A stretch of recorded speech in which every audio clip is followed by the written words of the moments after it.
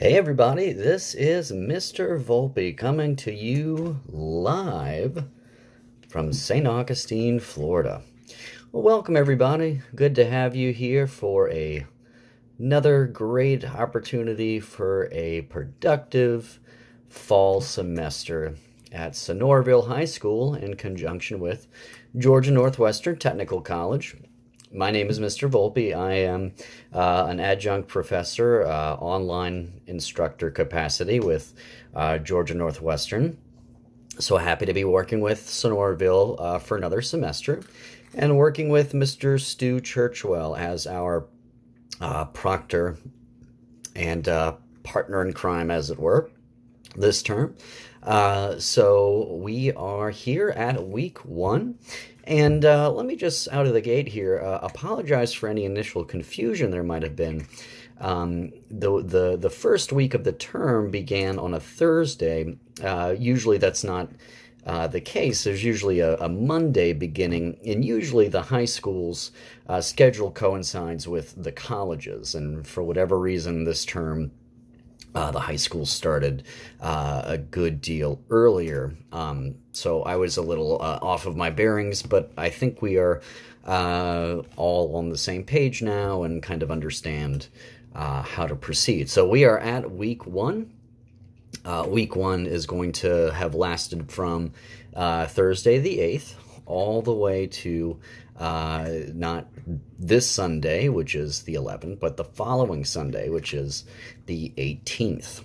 So just to kind of go over quickly before we get into more detail about a brief course overview, what is expected for this week? Well, as you already know, the no-show assignment, which is the discussion forum having to do with the editorial, the opinion piece, the argumentative essay, in a lot of ways, by a Mr. Tom Nichols about art and cuisine not being the same thing. In fact, his argument is that cuisine, celebrity chefs' most engaging and, scrumptious creations, no matter how great they are not categorized as art. So I thought that would be a nice little starting point for us to get each other talking to one another in the forum. Because when I first read that article, I sort of bristled at it. In fact, over the summer, I remember having conversations with coworkers of mine, other coworkers who really enjoy cooking and, preparing dishes, cooking for their friends and family. And talking with them about how food, a dish, if a very well prepared, visually appealing, a dish that really strikes all the senses, is in a way the most complete art form. After all, it titillates, it compels all of the senses, as we said: sight, touch,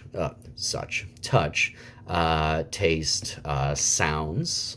Food is very audially impressive, at least it can be, especially in the preparation. Its visual appeal, its tactile appeal, how it feels in your hands. So why can't this be art? But I think Mr. Nichols makes a very interesting point. And what I really zeroed in on in the article is when he was saying that food, it's ultimately, it turns into waste at the end.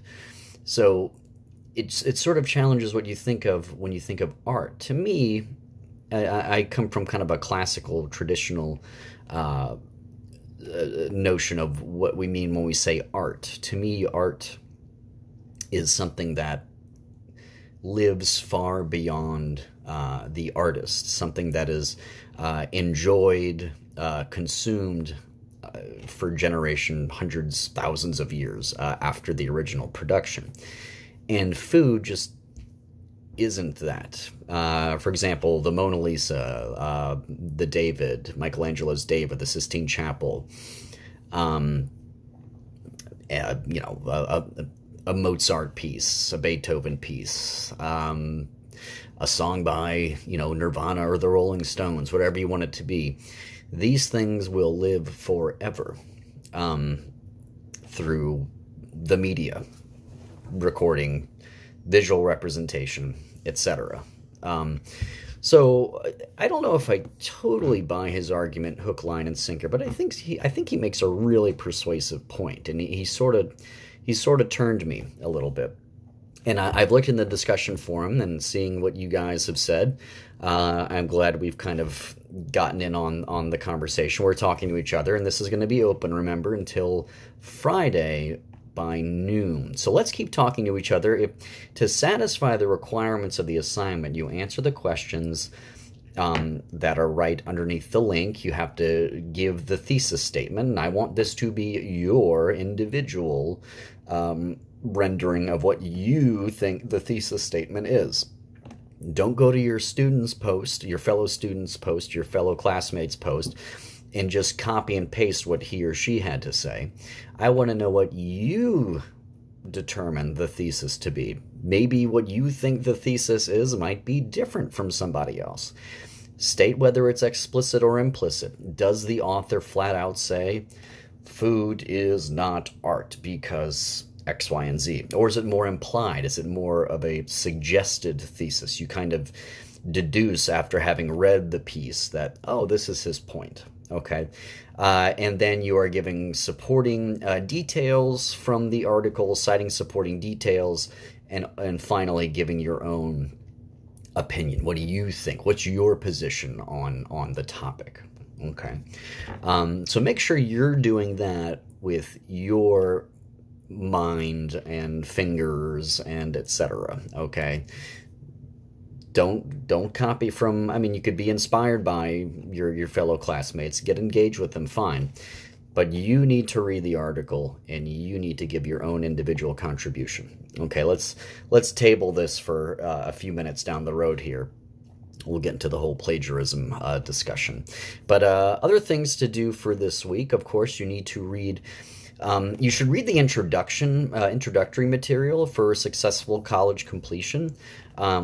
And I gave you the sections in the announcement. I'm going to actually go navigate to the announcement right now, just so that I could reiterate it for you here.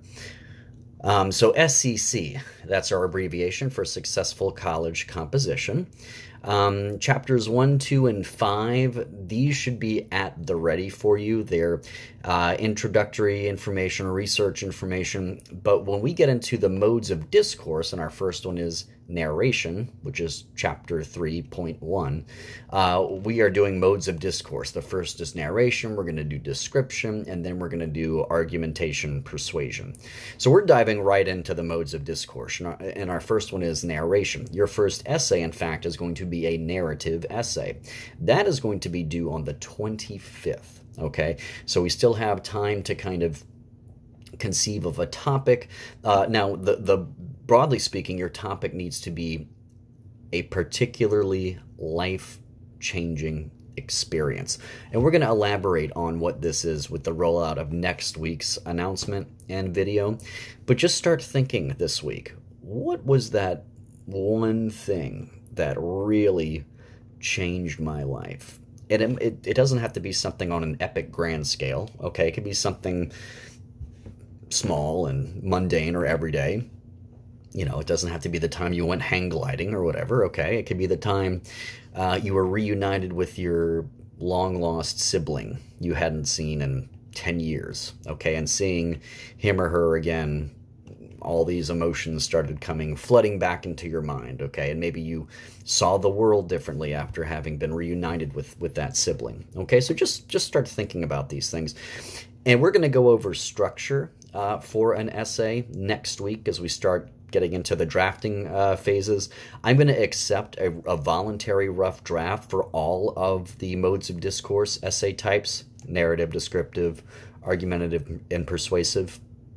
It's a voluntary rough draft. If you want to give me a portion of what you've been working on, I am happy to receive it. I'll sign off on your thesis. I'll give you some helpful pointers. So between this and next week, it's a good idea to start, especially next week, it's a good idea to start giving me what you're brainstorming. You should be brainstorming and drafting, I would say, certainly this week, and by next week, you'll be focusing on your final draft for your narrative essay, okay? Just to give you kind of a brief rundown, all essays in this class are going to be about 4 to 5 paragraphs. Introduction, thesis as the last sentence of that introduction, the thesis being your main point that you're going to elaborate on and support in the body of the essay, okay? Body paragraph 1, body paragraph 2, maybe body paragraph 3. Conclusion. Conclusion is a summary. It restates your thesis. It's like a nice little bow that you tie onto the package that is your essay at the end, okay? Essays in this class are going to be about 1.5, really 2 pages. Let's say 2 pages minimum, 3 pages max until we get to the research essay at the end of the term. But really this week, all you need to focus on, I want to try to localize this to a week-by-week basis here, so we're not getting too ahead of ourselves. You want to do the no-show assignment. You want to do the George Orwell, Bonnie Smith Yackle readings in our reader, and I have discussion questions attached there, and then do also the successful college composition exercises. And these exercises are geared towards getting you all kind of acquainted with how to conceive of and start building your own narrative essay, okay? So 16th, Friday, noon, that is the due time and date for the discussion forum, the no-show, and then Sunday, 2 days later, that by 11:59 p.m., the SCC exercises and the reader discussion questions, okay? And, that's in brief what we have going on this week. There'll be other features with the course as we go along. We'll have blogs, journals, we'll have discussion forums, we'll have responses to discussion questions that you'll submit through the Dropbox like you're doing for the reader questions this week and the SEC exercises this week. So there'll be a variety of ways we kind of engage with one another this term. A note on academic honesty or dishonesty. Okay, this is in the syllabus. By the way, you need to read your syllabus, go over the netiquette and the ground rules section, okay, kind of get acquainted with our Blackboard course. In the past, working with my former proctor and some of our other students, there's been a tendency to kind of pass along information or give people answers to questions to cheat, to plagiarize. Don't do it, okay? Either I or Mr. Churchwell will be apprised of it, and there are serious consequences to plagiarizing. If you ever have a question, hey, am I plagiarizing? Student X and I talked about this question. If I paraphrase what he or she had to say, is that plagiarizing? Whatever questions you have regarding the topic, ask him or ask me, and I'm happy to clarify for you, okay? But always make sure that answers are coming from your own head, and if they're not, that you are giving credit where credit is due. You guys can go to our little writer's handbook. It's the online writing lab of Purdue University. It's called OWL for short. There's all sorts of things in there about what plagiarizing is, how to avoid it. In our textbook and SCC as well, I'm fairly certain that the introductory chapters, units have, beware of plagiarizing, dittos and explanations. So always be careful, okay? I'm just going to say this at the beginning of the term. Be careful not to steal, okay? Serious consequences ensue if you do, all right? So I'll get off of that soapbox from right now. Just want to reiterate, welcome, Mr. Volpe here with you guys all term. I'm here to help. I'm not here to make your life more complicated, and I hope that you could extend that courtesy to me, if you will please. Emails, when you email me, I'll try to turn it around as fast as I can. I try to keep these videos at no more than 15 minutes, and I'm almost there right now, so I'm going to quickly sign off. This is the video for week 1. You got your assignments. You know what to do. I'll see you next week. Have a great week, folks.